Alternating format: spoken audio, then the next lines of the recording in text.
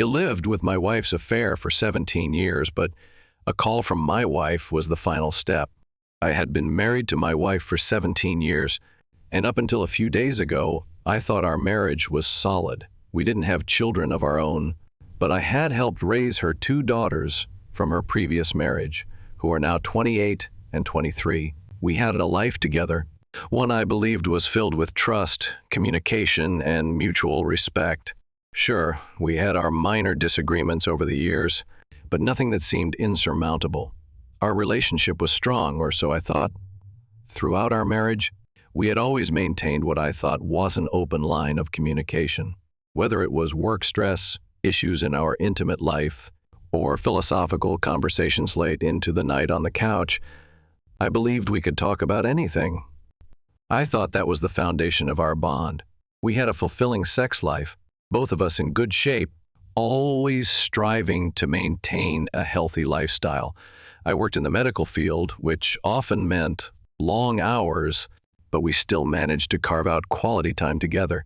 She worked in a legal consultancy, and for the last few months, she had been working from home, which meant we saw less of each other than we were used to. Still, when we had our days off, we were close, like old times, but everything began to change, and I didn't even realize it at first. There was this subtle shift in our dynamics that I couldn't put my finger on. I thought it was just work stress or the fatigue from the long hours we were both putting in. But then, one night, I walked into our bedroom and asked her if I could use her phone to update the app for the fan we had in there. It was a simple request, something I had done many times before. But this time, I noticed something different. She had set a pattern unlock on her phone. I didn't think much of it at first, but I couldn't shake the feeling that something was off. I used her phone to update the app, but as I was doing so, I saw something I never expected. A notification popped up from Snapchat. The message read, "I'll bring the special toy." My stomach dropped. My heart raced. I stared at the words, not quite understanding what I was reading. My mind tried to process the words, but my brain was frozen. The message, the notification, it was all too much. It felt like everything I had built with her was suddenly crumbling, and I was powerless to stop it. I don't know how long I sat there in silence, but when I finally snapped out of it, she noticed. She asked me what was wrong. I couldn't speak. I was numb, my mind in chaos. After what felt like an eternity of staring at the fan, I managed to mumble something about checking the router settings. It was a lie. I had no idea what I was doing anymore. I just wanted to leave the room, to escape the overwhelming sense of betrayal that had just gripped me. As she left for work the next morning, I couldn't shake the feeling that everything had changed. I couldn't sleep. I couldn't think. My mind kept replaying the message over and over again, the words echoing in my head. "I'll bring the special toy." What did it mean? Who was she talking to? Why had she kept this from me? I knew I had to find out more. I had to know the truth.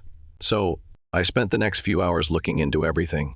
I signed into the Verizon messaging system, using her number and account. The flood of messages that appeared on the screen was like a punch to the gut. There were hundreds of messages, flirty, explicit, some just casual chat. But what stood out were the pictures, explicit photos, intimate exchanges that made my blood run cold. The man she had been talking to was someone I had met twice. He worked with her, was married with children, and here he was, messaging my wife like they were in some secret world. A world that I had never been a part of. I was in shock. I felt like I was drowning in disbelief. How could she do this? How could she betray me like this? We had been married for 17 years, and now everything I thought I knew about her was being torn apart. I wasn't just angry. I was broken. I didn't know how to move forward. I didn't know if I even wanted to. I didn't confront her right away. I couldn't. I had to process this. I had to figure out what to do.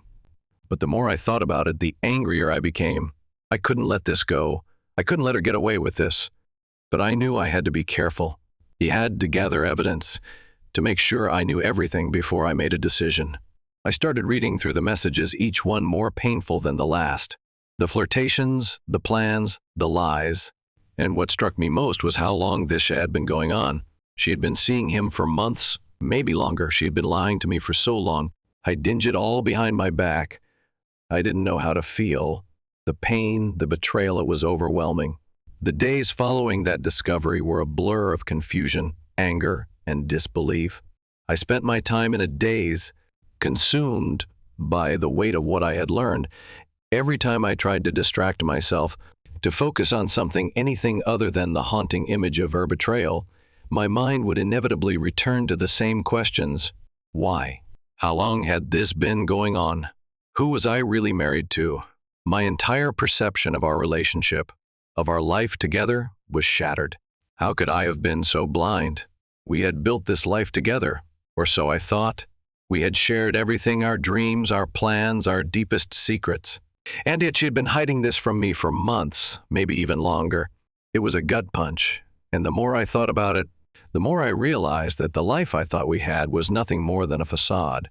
She had betrayed my trust, my loyalty, and, worse yet, she had done it so casually. She didn't even think twice before sneaking around behind my back. I couldn't stop reading the messages, even though it was killing me. Each text, each photo, was a sharp reminder of how much she had lied to me. She had been having an affair with him for months, hiding it from me, hiding it from everyone. She had sent him explicit pictures, talked about things that were supposed to be between us. And all the while, I was living my life, believing everything was fine. How could I have been so naive? The man she was seeing was a co-worker of hers, someone I had met twice. He was married with 3 young children. He had a family, a life of his own. And yet, he was with her, sharing intimate moments that should have been mine. It made my blood boil. I had been a fool, and I couldn't stand the thought of how much he had taken from me. What made it worse was that he seemed so harmless, so ordinary. How many other people had he fooled? Just like me? For the next few days, I couldn't look at her without feeling sick. I couldn't talk to her, couldn't even be in the same room. Every time she tried to speak to me, I just saw her face, and all I could think about was the betrayal. She would ask what was wrong, but I couldn't bring myself to tell her. How could I explain that everything had changed, that the trust I had in her was gone, that our marriage was over? She left for her quarterly business trip that Monday, the same trip she had gone on countless times before.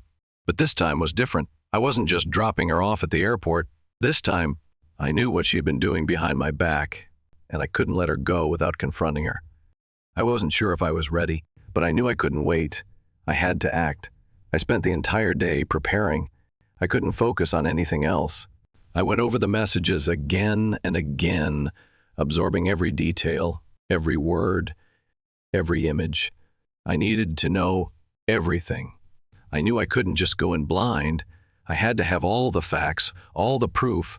I couldn't let her lie her way out of this.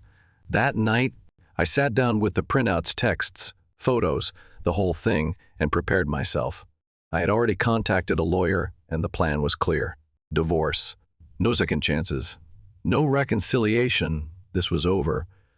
But a part of me, some small, desperate part, was still clinging to the idea that maybe, just maybe, she could explain herself. Maybe there was a way to fix this. But as I stared at the pile of evidence, the harsh truth settled in. This wasn't just a mistake. This was a betrayal of everything we had, and it was unforgivable. The next morning, I could barely look at her. I watched as she packed for her trip, still unaware of what I knew. The thought of confronting her seemed impossible. I wanted to scream, to tell her Ick knew everything, but instead, I just stood there, numb. How had we gotten here? How had everything gone so wrong? When she left for her meeting, I didn't say goodbye. I couldn't. I just watched her walk out the door, knowing that this would be the last time I'd see her like this. It was the end of an era and the beginning of something I wasn't sure I was ready for. I wasn't sure if I was strong enough to handle the aftermath. The rest of the day was a blur. I couldn't think, I couldn't focus, I had no idea what to do next. I knew I needed to confront her, but part of me didn't want to. Part of me wanted to pretend none of it had happened, to go back to the way things were, but I couldn't. I had seen the truth. I couldn't unsee it. That night I sat alone in the house we had built together, feeling the emptiness of the space around me. It was strange being here without her. The house felt too big, too quiet. The life we had built felt like it was slipping away, like sand through my fingers. I had been so sure of everything, so confident in the future we were building, and now all of that seemed like a lie. I had to make a decision. I had to decide what came next, and I knew it wouldn't be easy. But I also knew that I couldn't stay in this marriage. Not after what she had done, not after everything I had discovered. The days after she left for her business trip felt like an endless loop. I couldn't stop thinking about everything that had happened.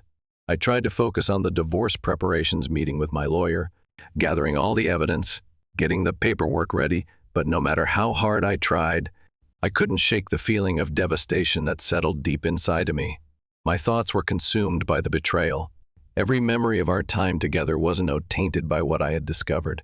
All those moments we had shared, the vacations, the intimate conversations, the future plans, none of it seemed real anymore. I knew I had to be strong. I knew I had to move forward. But the reality of it all was suffocating. The anger, the hurt, the sense of disbelief, they were all so overwhelming that it was hard to think clearly.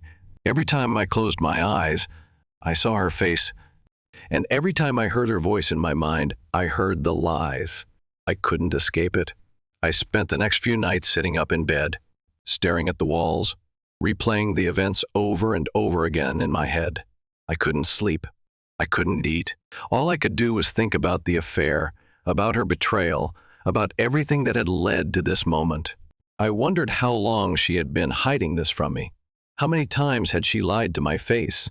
How many times had she kissed me, held me, while knowing she was carrying on with someone else? At first, I couldn't understand why. What had I done wrong? Had I not been a good husband? Had I not given her everything she needed? I questioned myself constantly, wondering where I had failed. But as the days passed, I started to realize that this wasn't about me. It wasn't about something I had done or not done. This was about her choices, her actions. She had chosen to betray me. She had chosen to throw away everything we had for a momentary escape, for a connection with someone else. I called my best friend again. I had reached out to him after the initial discovery, but I needed to talk to him again. I was exhausted, emotionally drained, and I didn't know how to navigate this new reality. He was someone who had been through his own divorce, and even though his advice wasn't always what I wanted to hear, he was someone who could relate. "Man, I'm not sure how much longer I can do this," I said when he picked up the phone. "I'm barely holding on." "I know, bro. I get it," he replied. "But you've got to stay strong. You've been through the worst of it already. You can't let her destroy you. You have to do this for yourself now, for your future." His words were a hard pill to swallow. I didn't want to hear that I needed to be strong. I didn't want to be strong. I wanted to crawl into a hole and disappear. But as much as I hated to admit it, he was right. I had to focus on what was next. I couldn't let her keep controlling my life. I also knew that this wasn't something I could just walk away from without facing it. I had to confront her, to tell her how I felt, to get the closure I needed. But I was terrified. I didn't know what I was going to say. I didn't know how I was going to say it. How do you confront someone you've loved for so long, someone who has been your partner in every sense of the word, and tell them that you know they've been lying to you? How do you look them in the eye and say, "I know what you've done, and it's unforgivable"?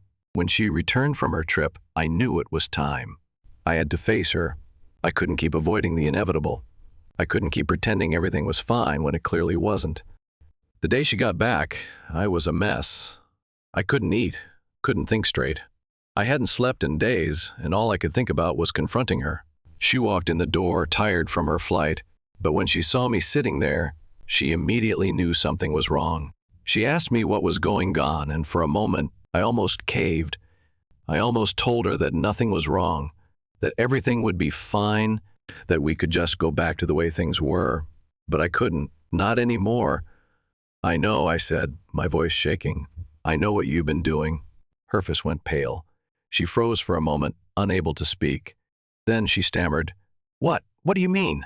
I stood up, walked over to the table where I had the printouts from the Verizon messaging system, from the screenshots of their conversations, from the Snapchat messages that had started everything. I slammed them down in front of her. "This," I said, pointing at the pile of papers, "this is what I mean. This is what I've been reading. This is what I've been living with." She stared at the papers, then back at me. Her face crumpled, and she started crying. She begged me to let her explain, to give her a chance to make things right. But I couldn't listen to her excuses anymore.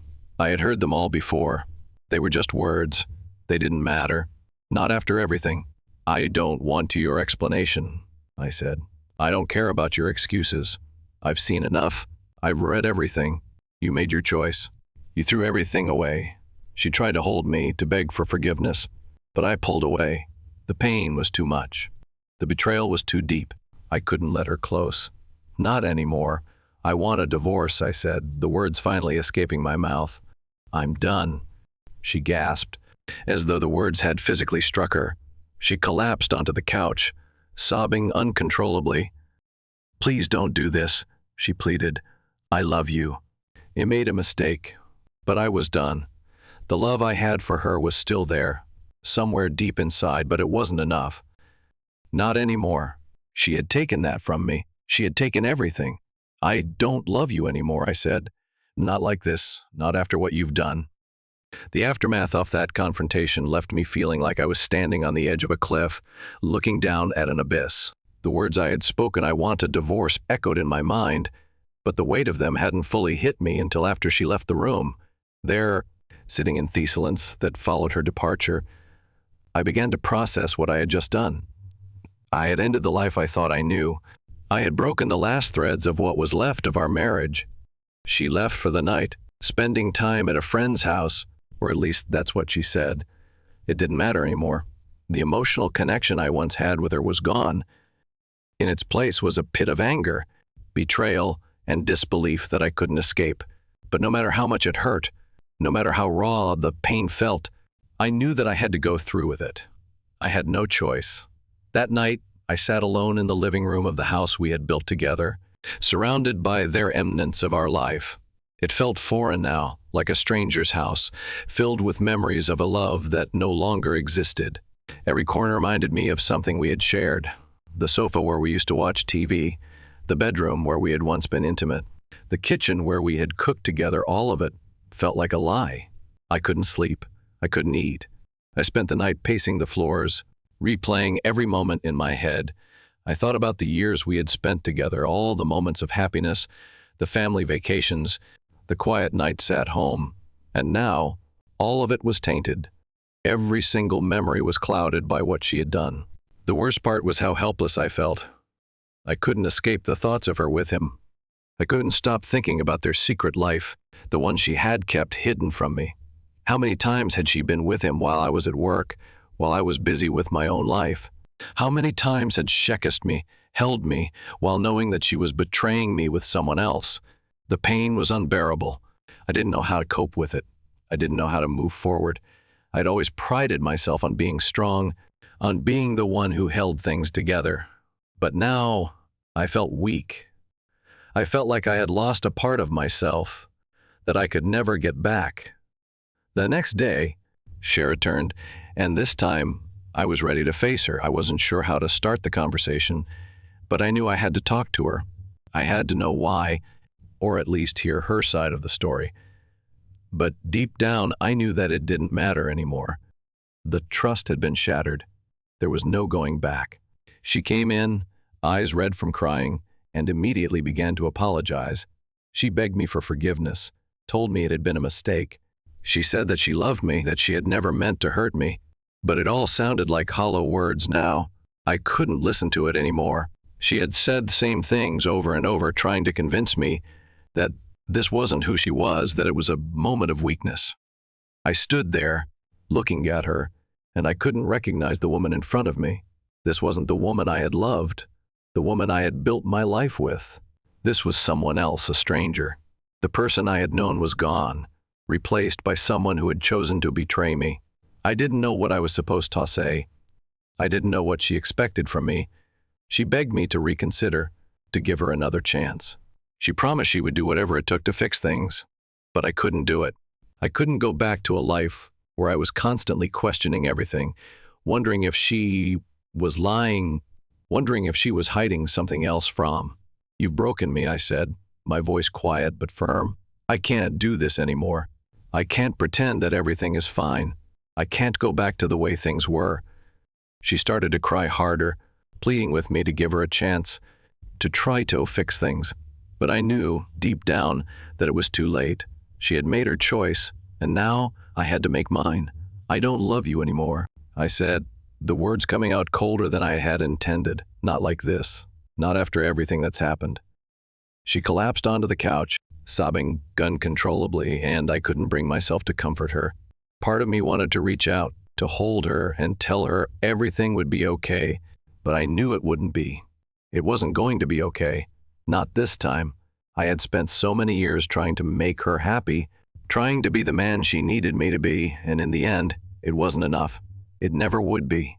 She had betrayed me, and I couldn't look past that. "I'm done," I said, my voice trembling. "I'm filing for divorce. I can't keep doing this." She stared at me in disbelief, as if she couldn't comprehend what I was saying. But I was done. I couldn't keep living a lie.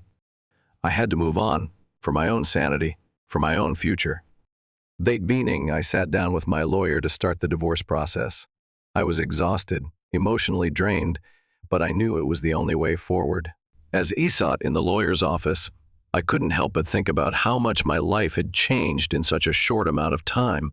A few weeks ago, I had been a man with a future, with a life I was proud of. Now, I was a man who had lost everything. The lawyer gave me the details about the next steps, explaining the process of filing for divorce, dividing assets, and the long road ahead. But it didn't matter to me. All I could think about was how I had trusted her, how I had given her everything, and how she had destroyed it all in an instant. I left the office that day with a heavy heart, but also with a sense of clarity. I had to let go. I had to move on. The divorce would be painful, but it was the only way to reclaim my life. The weeks after the divorce decision were the hardest of my life. I had expected the pain to start easing, but instead, it seemed to grow heavier each day. The silence in my new apartment was deafening. It was strange, being alone after years of sharing my life with someone. The emptiness felt like a physical weight pressing down on my chest. I couldn't shake the feeling of loss, not just of her, but of the life I thought I had, everything I had worked for, everything I had believed in. I spent most of my time in my apartment, only leaving when I had to. I couldn't bring myself to go out, not yet. I wasn't ready to face the world, not when I felt so broken inside. Everything reminded me of her, the places we used to go, the things we used to do. Even the smallest things triggered memories. The song playing on the radio when we drove home from our vacations, the way she used to laugh when we watched movies together, the way she held my hand while we walked through parks. All of it seemed like a distant memory now, a life that no longer existed. I started going to therapy. As much as I hated the idea, it felt like a last resort, like I was admitting that I couldn't fix this on my own. But I knew I had to do something to pull myself out of this hole. The anger was still there, but it wasn't just anger, it was confusion, betrayal, hurt, and most of all, fear. Fear of the future, fear of being alone, fear of never being able to trust again. The therapist, a calm and understanding man named Dr. Larson, listened to everything I had to say. He didn't judge me for my anger, didn't tell me to move on or get over it. He simply let me talk, let me say all the things I had been bottling up for so long. "You're grieving," he told me. "This is a loss. And like any loss, you have to give yourself time to heal. There's no magic formula, no quick fix. You'll have to go through the pain before you can let go." I didn't like hearing that. I didn't want to go through the pain. I wanted it to be over. But Dr. Larson was right. It wasn't something I could just ignore or push aside. I had to face it. And I had to face the fact that my marriage, the life I had built, was gone. There was no undoing it. No amount of therapy, no amount of angry rants would bring her back or change what had happened. All I could do was move forward. One night, a few weeks into my therapy, I got a call from my best friend, Jason.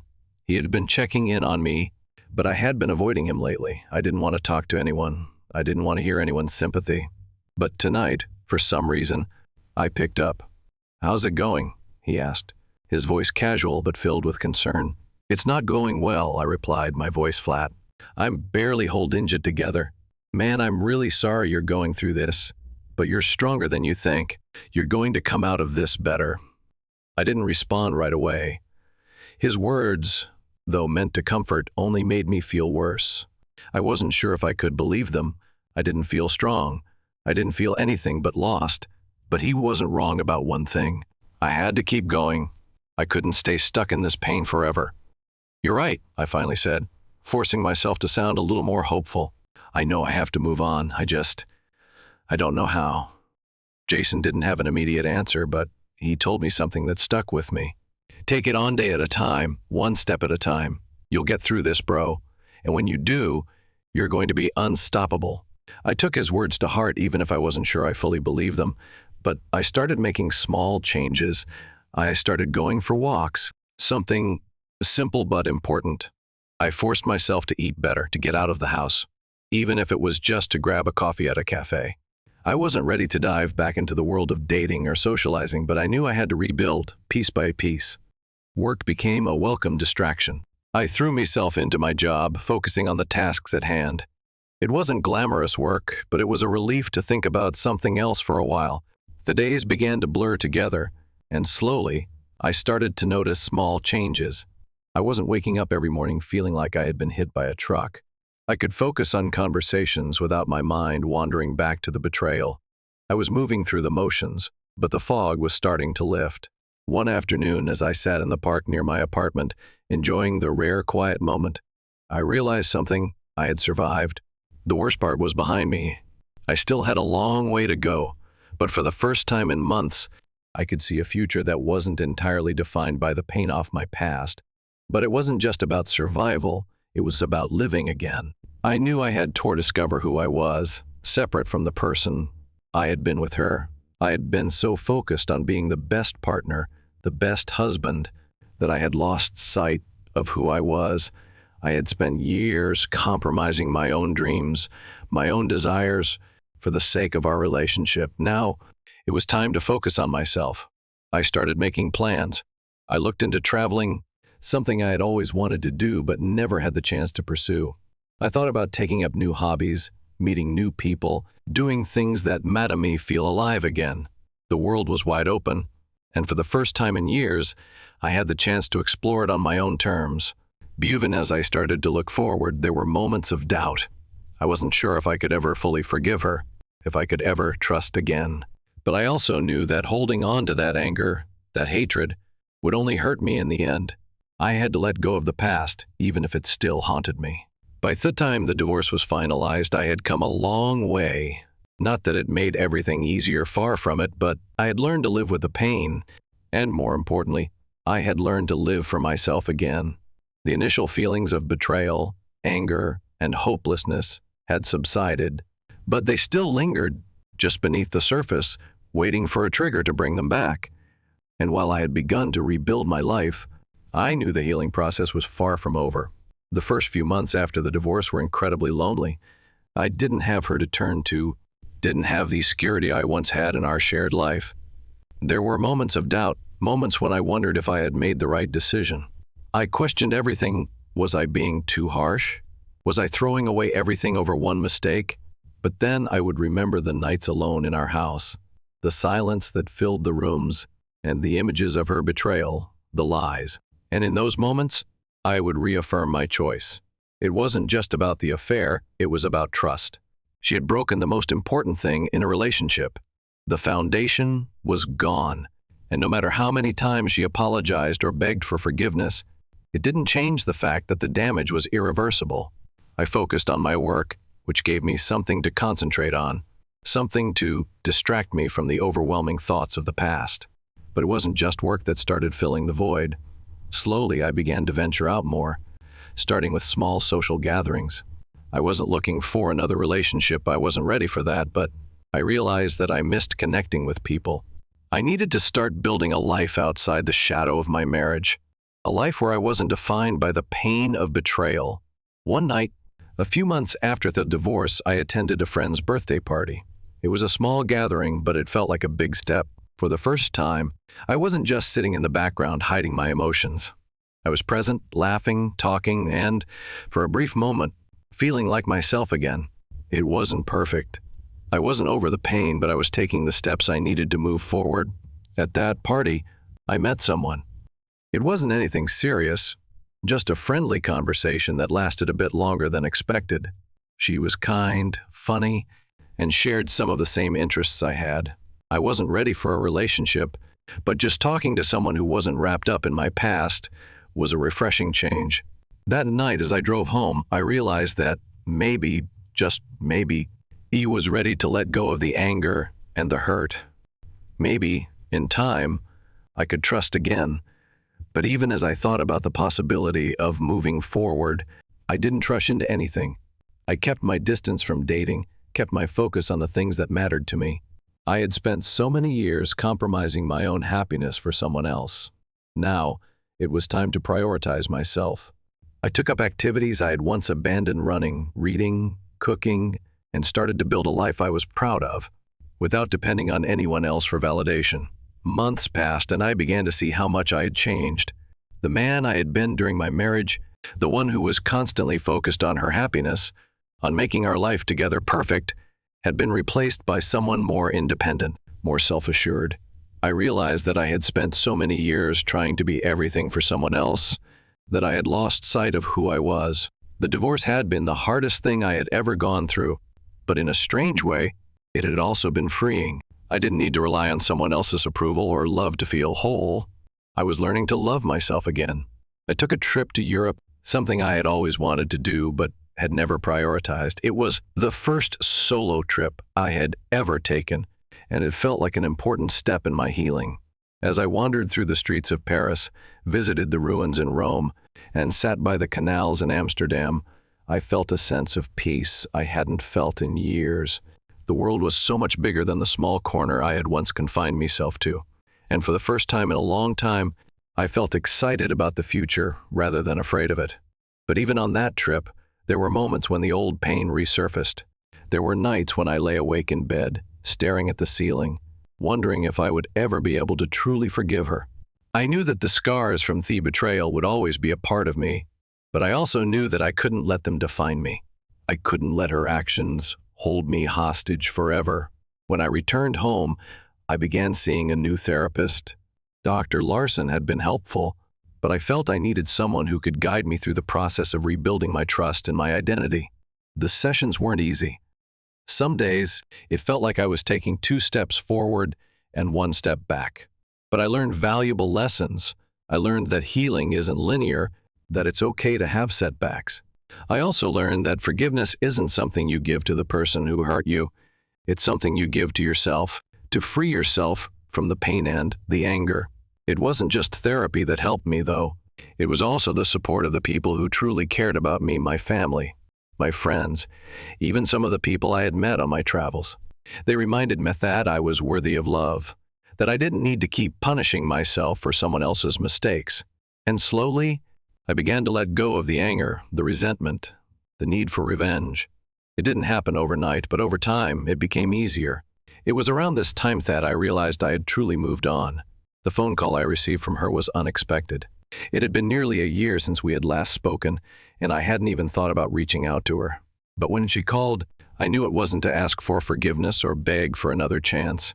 It was to apologize, to tell me that she had changed, that she had spent the last year reflecting on her mistakes.